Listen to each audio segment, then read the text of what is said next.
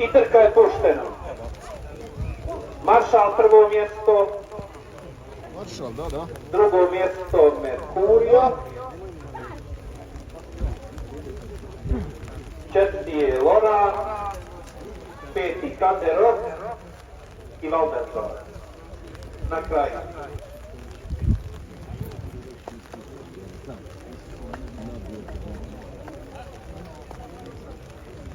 Pravac ulazi Maršal prvo mjesto, Merkurio drugi, Loran sa polja, Sandor Mataš isto prate i Kanderov i Gostesteješ Valdezar na zadnjoj poziciji. Maršal još uvijek na prvoj, sa unutrašnje strane ide Merkurio, preuzima čelnu poziciju, drugo mjesto Sandor Mataš, treći Loran, četvrti Kanderov i izašao je Maršal sa staze.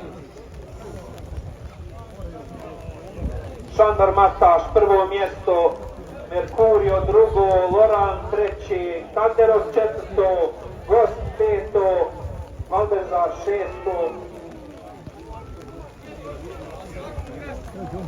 Ulaze u ciljni pravac, Sandor Mataš vodi trku, Kanderov sa polja, Loran isto, Gost, Mataš ili Kanderov, Mataš ili Kanderov ulaze u pravac.